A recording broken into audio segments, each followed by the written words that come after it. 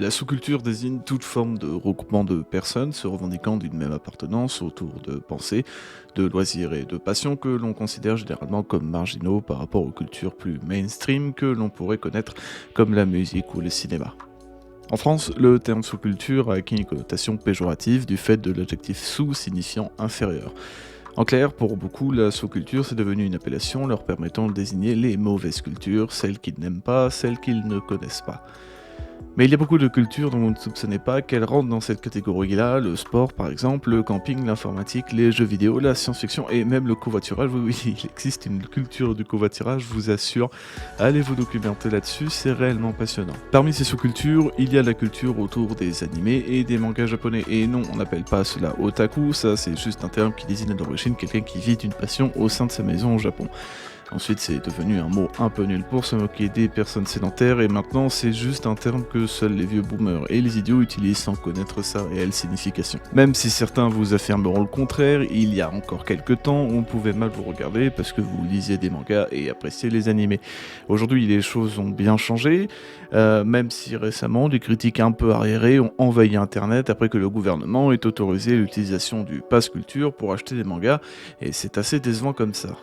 Si cette industrie s'est développée chez nous, c'est surtout grâce à la télévision, à partir des années 70. Si le manga existait déjà en France, par le biais de petites maisons d'édition comme Artefact ou Cornelius, c'est avec Récré A2 et le célébrissime Goldorak que les Français découvrent la culture du pays du soleil levant. Les quatre coins de l'île. Mais évidemment, ceux qui ont le plus marqué les esprits, ce sont les membres du Club Dorothée, les Chevaliers du Zodiac, Sailor Moon, Olive et Tom, Dragon Ball, Nicky Larson, un collège foufoufou ou bien Ken le survivant. Si vous n'étiez pas né, demandez à vos parents, je suis certain que même s'ils ne sont pas fans de manga, ils connaissent au moins l'un de ces titres de nom. Malgré l'émotion de censure ou les nombreux hommes et femmes politiques de l'époque et personnages célèbres qui ont tenté à de multiples reprises d'interdire les animés et les mangas en France, ceux-ci ont fini par s'imposer, et heureusement. De 2 maisons d'édition de manga au début des années 80, dès 1990, on passe à plus de 15 pour 200 titres différents. En 2002, on approche des 400, en 2006, on est à 1500 mangas différents parus en France. C'est énorme et c'était de loin le chiffre le plus haut en Occident. Avec une telle offre et des mangas aussi différents, le public s'élargit. Alors oui, on peut critiquer les cibles éditoriales comme le shonen ou le shoujo, car aujourd'hui elles ne veulent plus rien dire, mais à l'époque c'est surtout grâce à cela que les Français se sont intéressés au manga en voulant faire plaisir à leurs enfants, à leurs adolescents, et les adultes fans de la première heure d'Albator et de Capitaine Flamme ont aussi pu s'y retrouver et lire des offres qui leur étaient adaptées. Rien n'a pu arrêter la vague manga et japanimation qui s'est abattue sur la France et malgré la triste fin du Club Dorothée, la relève a pu être assurée, plus particulièrement par l'avènement d'œuvres comme One Piece, Naruto ou Bleach que vous connaissez tous. Pour ma part, j'ai découvert l'univers des animés avant celui des mangas. Mes premiers souvenirs surviennent avec Pokémon en 2005. Je collectionnais déjà les cartes et tous les matins je suivais les aventures de Sacha et de Pikachu. Et d'ailleurs, qu'est-ce que j'ai été triste d'apprendre la fin de leur voyage, mais quel combat ce fut face à Léon. Sérieusement, regardez la qualité, c'était vraiment les émotions. En 2006, par hasard, dans la bibliothèque de mon école primaire, les professeurs nous y amenaient souvent. J'ai découvert un tome de One Piece, le tome 35, durant l'arc de Water 7, et oui, j'ai découvert les mangas en ayant vu le personnage de Franky torse nu et vêtu d'un simple slip, et ça m'a mené à celui que je suis aujourd'hui. Avec le manga, j'ai pu découvrir l'anime de One Piece sur NT1, aujourd'hui TFX. On était en plein durant l'arc du Baratie, Sanji, Gin, Donkring, Zoro et Mio, que je pense que j'étais déjà bien tombé. D'ailleurs, comme je l'ai expliqué dans mes vidéos top 10 des arcs de One Piece, j'adore l'arc du Baratie pour son importance et son impact dans l'histoire. Avec l'apparition des scans et de la chaîne Virgin puis Game One, j'ai pu suivre One Piece durant tout l'arc Marineford, et grâce à Hop Luffy, je suis chaque semaine les épisodes depuis les livres des 2 ans. Je ne sais pas comment je dois qualifier One Piece, avec Pokémon et Minecraft, One Piece est l'œuvre la plus impactante pour ma propre vie, ça fait presque 17 ans que je suis l'incroyable histoire façonnée par Eiichiro Oda, et je dois dire que je ne m'en lasse pas. Les chaînes de télévision dédiées ont un peu sauvé l'audimat des animés en France en diffusant les œuvres de notre enfance, que ce soit One Piece, Naruto ou bien sûr Dragon Ball. La censure que certains politiques cherchaient à mettre en place sur les mangas et les animés japonais n'a pu tenir face à la déferlante de popularité des enfants, ados et adultes qui regardaient toutes ces séries sur grand écran avec des étoiles dans les yeux. J'ai d'abord découvert les animés et les mangas par rapport à Dragon Ball et Naruto. C'était quand j'étais en primaire, ça passait sur Game One. Et ça m'avait beaucoup réfléchi à l'époque, car tout le monde en regardait. Comme beaucoup, j'ai commencé ces histoires sans trop d'attente, puis épisode après épisode, page après page, je n'arrivais tout simplement pas à m'arrêter. J'ai adoré tout ce que j'ai vu, en particulier dans One Piece. J'étais là à 5 ans, en train de regarder Luffy au chapeau de paille rencontrer Kobe et affronter Elvida. J'étais là sur le Baratie à admirer les combats entre Sanji et Gin, Luffy contre Don Krieg et bien sûr Zoro contre Mihawk. D'ailleurs, avec l'apparition de ce personnage, on entrait véritablement dans le cœur de One Piece, un univers infini, fascinant et avec son lot de personnages mystérieux, badass ou incroyablement ridicules.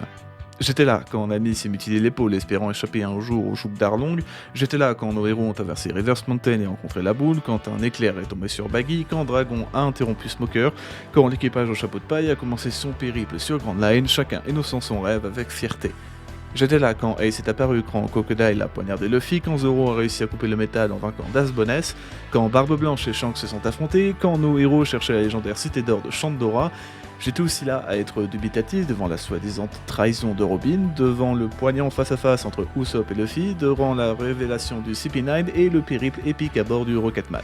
J'étais sur Enies Lobby, littéralement, j'étais là quand Robin a dit vouloir vivre, j'étais là quand Luffy a vaincu Rob Lucci, j'étais là quand le Merry a sauvé tout le monde et quand il s'est malheureusement éteint sur une mer de feu alors que la neige tombait. Beaucoup de gens forcent avec cette scène, mais moi je l'adore réellement. Toutes ces scènes mythiques ont rendu One Piece mondialement populaire et pourtant son âge d'or n'était pas encore passé. Et si lui ou encore lui ont vibré, c'est aussi parce qu'il y a quelque chose qui s'en dégage. Et si je parle de One Piece en particulier, c'est parce que bien évidemment c'est mon œuvre favorite, mais ce genre de réactions, elles sont communes à toutes les œuvres. Et bien sûr, tout le monde a son œuvre favorite. Lisa Tanojo, vous n'allez pas le regretter, c'est Ron qui vous le dit. Si je devais citer un animé qui m'a vraiment marqué, je dirais que c'est Erased. Mon œuvre favorite, que ce soit manga, anime, film, série, c'est normalement One Piece. One Piece, ça m'a matrixé, ça m'a fait vivre des émotions juste incroyables. Même celle qui n'a qu'un seul fan, si elle le fait vibrer, alors c'est qu'elle est réussie. Et la force de toutes ces histoires, c'est bien sûr leur diversité. Oh, on peut se plaindre des similitudes entre tel ou tel manga, d'un design redondant entre œuvres d'un même auteur, mais finalement, elles sont toutes uniques. Elles ne se ressemblent, mais elles n'ont pas les mêmes fans. Un amateur de Code Geass peut détester Guilty Crown, tout comme on peut aimer Rave Master, mais pas Fairy Tail. Cette diversité, c'est ce qui fait que j'aime autant cet univers. Lui, il adore Erased, lui, il kiffe Ashita no Joe. Moi, je suis un fan inconditionnel de One Piece, et pourtant, aucune de ces œuvres ne se ressemble, si ce n'est qu'elles ont suffisamment plu à certains pour qu'elles leur restent en tête, et ce, probablement pour de nombreuses années à venir. Des mangas d'action, il y en a des mangas de romance, il y en a un animé où un japonais se fait réincarner en distributeur automatique, et bah ça existe. La seule limite de la création, c'est notre imagination. Bien plus de choses sont réalisables en animation qu'en film, voilà pourquoi les œuvres de la sous-culture sont encore plus vastes que le cinéma. Cherchez un mot sur Google en y ajoutant animé et vous êtes sûr de trouver des dizaines de résultats sur la toile, vous pouvez littéralement tout regarder. La multitude d'univers ainsi créés reflète également une multitude de personnages différents. Si beaucoup considèrent les slice of life comme ennuyants, force est de constater que ces œuvres sont aussi souvent les plus émouvantes car mettant en scène des événements tristes ou bien joyeux qui pourraient très bien nous arriver à nous. Et il y a forcément un personnage quelque part dans une œuvre qui vous ressemble, qui est comme vous, un personnage qui a vécu les mêmes choses que vous et qui pense comme vous, un personnage auprès duquel vous serez capable de vous identifier. L'assimilation dans les œuvres fantastiques est plus difficile mais reste tout de même possible. Peut-être n'allez-vous pas vous reconnaître, mais peut-être qu'un de vos proches ressemblera à l'un des caractères d'un monde de magie ou de bêtes mystiques. On a tous envie de rêver, de réfléchir, de rigoler, de vivre ce que nous lisons ou ce que nous regardons. Le cinéma, la musique, le sport, les jeux vidéo, tous ces univers sont là pour nous émerveiller et nous divertir. Pour certains c'est un loisir, pour d'autres c'est un métier. Mangaka, éditeur, dessinateur, producteur, scénariste, animateur, musicien, comédien de doublage, il y a là des hommes et des femmes qui ont vécu et qui sont morts pour que nous puissions découvrir et nous cultiver à travers une multitude d'ouvrages et de séries. Les mangas et les animés sont de véritables œuvres artistiques qui ont nécessité des effectifs et un temps colossal. Les personnes qui travaillent dans ce secteur, qu'importe leur rôle, sont tous des bourreaux de travail qui, par passion, nous offrent tout ce que nous aimons dans cette sous-culture. Des gens qui ont été capables de nous produire cette scène, celle-là ou bien encore celle-ci, des gens qui ont été capables de dessiner cette page, celle-ci ou bien encore celle-là. Bien sûr, ces travailleurs ne sont pas exempts d'abus. Avec le décollage de l'industrie et la concurrence, il devient important pour chaque studio, chaque employé, chaque mangaka de produire plus s'il veut rester en vie. Certains sont malheureusement tombés dans la production de quantité et tout en négligeant la qualité, et ce phénomène est tellement généralisé que même les studios avec les qualités les plus incroyables sont presque forcés de sortir des mangas et des séries à la qualité variable, justement fait pour permettre la création des histoires qui nécessitent le plus de temps et de moyens. J'en avais déjà parlé dans ma dernière vidéo, mais la surproduction et l'argent qui en découle sont un fléau qui fait beaucoup de mal au secteur. Des mangaka forcés de sortir un chapitre par semaine, coulant sur les problèmes physiques, tandis que les animateurs, payés au strict minimum, se fatiguent à animer des épisodes entiers, semaine après semaine. Cette industrie tue. Nombreux sont morts de blessures ou de fatigue ou pour avoir subi une vengeance idiote, à l'instar de la triste histoire du studio Kyoto Animation, dont le bâtiment a été volontairement incendié en 2019, faisant 36 morts. N'oublions jamais les victimes et tous ceux qui sont morts au sein de ce secteur. Le travail acharné de toutes ces personnes doit nous poser une question à nous, consommateurs. Si l'industrie est devenue à ce point énergivore pour ceux qui la composent, c'est parce que l'audimat cherche toujours plus, appelant le business et la recherche de l'argent. De fait, doit-on regarder moins d'animés et lire moins de mangas? Doit-on soutenir les boycotts? Peut-on au moins faire quelque chose? Cette vidéo ne vous apportera aucune réponse, mais elle ouvre au débat. De fait, j'aimerais connaître vos avis en commentaire sur ce que nous, consommateurs, pouvons faire pour améliorer à notre échelle cette industrie dont nous sommes si fans. Et ce mot fan me permet d'ailleurs de transitionner vers le prochain point dont je voulais vous parler, les communautés. Chaque œuvre possède une fanbase, une communauté rassemblant où les fans discutent, débattent et disent à quel point ils aiment telle ou telle histoire. Pour moi, en un sens, les communautés sont un poison. Et bien sûr, chacun doit être fier de ce qu'il aime, cela va de soi. Personne n'a rien contre ceux qui disent aimer cette œuvre, qui les a tant fait vibrer. Si je considère que les communautés sont un poison, c'est parce qu'elles attirent les mauvais fans, des personnes toxiques qui, bien qu'étant animées du même amour pour une histoire que le mien que j'ai pour One Piece, rendent les communautés invivables à tel point que certaines ont même une étiquette collée par les autres communautés qui font d'elles les mauvais élèves de l'industrie. Le problème de ces mauvais fans, c'est l'adoration qu'ils font de leur univers favori, utilisant les réseaux sociaux pour en faire leur propagande tout en lâchant leur haine sur d'autres travaux, sur d'autres personnes, sur d'autres communautés. Oh, je suis sûr que toute personne qui va tomber sur cette vidéo aura déjà aperçu quelque part quelqu'un faisant la promotion d'une œuvre tout en détruisant une autre, et ce pour aucune raison valable. De la même manière que je suis sûr que vous avez déjà vu quelqu'un parler d'un chapitre ou d'un épisode comme du meilleur de tous les temps, et si certains le font une fois ou pour rigoler, d'autres sont malheureusement très sérieux, c'est le fameux maxage, un fléau parmi les communautés et qui est l'arme la plus utilisée par ces mauvais fans. Le souci de ce genre de déclaration, c'est que ce sont elles qui font réagir le plus, celles qui attirent les membres des autres communautés et qui causent tout ce petit monde à interagir de la plus mauvaise des manières, c'est-à-dire en s'insultant, en se provoquant, voire même en s'harcelant. Alors à tous ceux qui font cela, arrêtez. Alors oui, je sais que ma vidéo ne changera rien, qu'elle ait 100, 10 000 ou 1 million de vues, mais si un de ces viewers est l'un de ces mauvais fans, alors j'espère qu'il comprendra à quel point il est embêtant. On peut aimer une œuvre, l'adorer, même sans en descendre une autre, on peut aimer une œuvre sans passer son temps à dire qu'aucune autre ne lui arrive à la cheville, et encore là, je reste soft par rapport à certains messages que j'ai un jour pu voir passer dans mon fil Twitter. Je sais que certains font ça juste pour provoquer ou pour le buzz, mais d'autres pensent vraiment que c'est le meilleur moyen de rendre hommage à leur œuvre favorite. Laissez-moi vous dire que ce n'est pas le cas, vous ne donnez pas envie aux gens de lire ou de regarder, vous donnez juste une raison à d'autres personnes de détester ce que vous adorez. Les œuvres ne sont pas nulles ou incroyables, mais elles plaisent ou ne plaisent pas, chacune a son charme, ses points forts et ses qualités.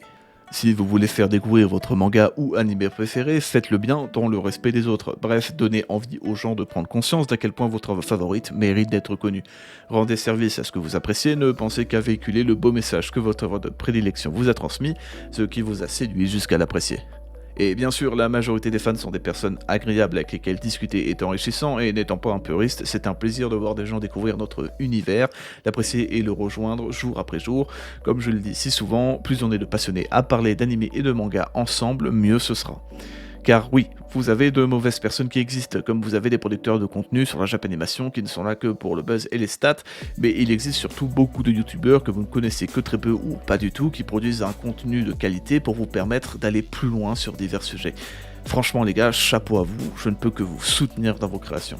Qu'importe comment l'on a découvert cette sous-culture, de ce que l'on préfère ou de ce que l'on n'aime pas, on est tous fans d'anime et de manga. D'ailleurs, vos préférences ne sont pas non plus figées, et un beau jour, un fan inconditionnel d'action et d'arts martiaux pourra tomber sur le charme complet d'une œuvre de romance slice of life entre deux lycéens, de même qu'un amateur de science-fiction pourra adorer un univers policier avec des enquêtes qui tiennent en haleine. Et quand je vous parlais de la diversité des histoires que l'on peut lire ou bien regarder au sein de cette culture, eh bien dites-vous que des œuvres qui mélangent 2, 3, 4 ou voire même 10 genres différents existent. Les mangas et les animés peuvent plaire à tout le monde, à tout âge, tout sexe, toute préférence, car ce qu'on aime est tiré de notre imagination à l'origine d'autant d'univers différents. Il n'est pas possible de ne rien aimer de cette culture, et je suis même sûr que les hommes et femmes politiques qui cherchaient jadis à détruire l'image des productions japonaises pourraient trouver leur bonheur si elles abandonnaient leur mauvaise foi et qu'elles cherchaient un peu. Parce que ces œuvres, ce n'est pas que de la violence ou du fanservice, ce sont des messages et de la culture. Alors oui, il y a des films ou des livres avec des histoires plates, dénuées de sens, il existe des mangas et des animés qui ne vous apporteront rien. A l'inverse, une écrasante majorité sera là pour vous transmettre quelque chose, bien souvent d'une manière peu orthodoxe, comme une leçon d'amitié donnée par un travesti habillé comme un cygne, l'art d'aimer l'école par un poulpe jaune qui menace de détruire l'humanité, ou l'acceptation de soi que malgré nos différences nous sommes tous pareils. Ça, c'est un démon mangeur de démons qui vous l'apprendra, et il y en a plein d'autres. One Piece aborde le racisme, Naruto le thème de la méfiance puis de la confiance, on a plein d'univers qui abordent la question des handicaps comme Silent Voice et même une œuvre comme School Days vous apprendra qu'être un connard ne vous causera que du tort. Consommer ces œuvres-là, c'est la garantie d'une découverte. Alors oui, il y en a de bien meilleurs que d'autres, mais en un sens, même une histoire qui ne nous plaît pas peut être une bonne expérience ou un moyen d'enrichissement. Cette sous-culture est une culture au sens propre, avec l'intérêt qu'elle ouvre à d'autres cultures, coutumes, traditions, que ce soit les nombreux animés au thème japonais ou des mangas spécialisés sur la santé, le social, la psychologie ou l'histoire. J'ai d'ailleurs réalisé une vidéo complète sur le sujet l'année dernière. Si j'ai voulu réaliser cette nouvelle vidéo, c'était pour dire d'à quel point je suis fan de manga et d'anime, d'à quel point j'aime lire et me divertir, d'à quel point des centaines d'œuvres m'ont fait kiffer d'être en vie, jusqu'à ce que qui je suis aujourd'hui, alors même que j'étais au plus bas mentalement il y a quelques années. J'ai regardé des centaines d'animés, lu des centaines de mangas et je ne compte pas m'arrêter là. Je suis conscient que ce que j'aime n'est pas ce que les autres peuvent aimer. N'ayez aucune honte à ne pas aimer cette culture, ça ne regarde que vous et vos goûts, mais ne jetez pas votre venin sur ce que vous n'aimez pas, juste parce que vous ne connaissez pas, ou alors faites-le de la bonne manière, en argumentant. Si j'aborde la vie, mes études, mes relations ou mes loisirs comme je le fais maintenant, c'est grâce aux animés et aux mangas, et je sais que certains trouveront ça abusé de le dire, mais je vous assure que c'est le cas. Vous ne diriez pas la même chose de fans de cinéma, de musique, d'histoire ou de littérature, alors qu'ils sont autant passionnés que nous le sommes. Et ça me permet de rebondir sur le dernier point de cette vidéo. Les mangas, c'est de la littérature, les animés, c'est du cinéma. Je suis désolé, voir des centaines de personnes rencontrer des mangaka en convention, ce n'est pas anodin. Voir des salles comme le Grand Rex régulièrement remplies par du One Piece ou du Jujutsu, ce n'est pas anodin. Il y a des scènes animées tout aussi incroyables que dans les films les plus mythiques du cinéma comme Avatar, Titanic, Avengers ou Interstellar. Il y a des dessins, une narration dans les mangas tout aussi impressionnants que dans les romans et poésies les plus classiques que l'on puisse avoir en tête. On a, et ce depuis longtemps, dépassé le stade de simple dessin humoristique ou combat dénué de sens entre deux personnages excessivement musclés, et je vous dirais même que cela n'est pas non plus synonyme d'univers trop simple ou pas assez diversifié, et en fin de compte, est-ce bien un mal tout cela ? La simplicité n'est pas un gage de nullité, une histoire trop compliquée peut se retrouver totalement bâclée car mal utilisée, et n'ayons pas honte de nous reposer l'essence devant des œuvres qui ne cherchent en aucun cas à nous inculquer de grandes choses. Oui, j'ai beau avoir mes préférences, je peux tout autant aimer des gags vus et revus d'une œuvre niche qu'un climax scénaristique souligné par la plus belle animation de l'année. Et que vous appréciez plus l'un que l'autre, il n'y a aucune honte à cela, et quiconque vous dira le contraire sera celui dans le délit. Les gars, soyez fiers de ce que vous aimez. Moi, je suis fier de ce que j'aime. Pendant longtemps, j'avais peur que l'on me juge pour ce que je puisse aimer. J'adorais lire des encyclopédies étant plus jeune. Je n'ai jamais joué à GTA V. Je n'ai jamais terminé Jojo. Je ne suis allé que 3 fois au cinéma dans ma vie et je pensais pendant longtemps être différent. Je sais aujourd'hui que ce n'est pas le cas, que des milliers d'autres sont dans la même situation. Et je trouve qu'il n'y a rien de plus beau qu'être nombreux à être différents entre nous. Bref, je peux le dire, j'aime la sous-culture.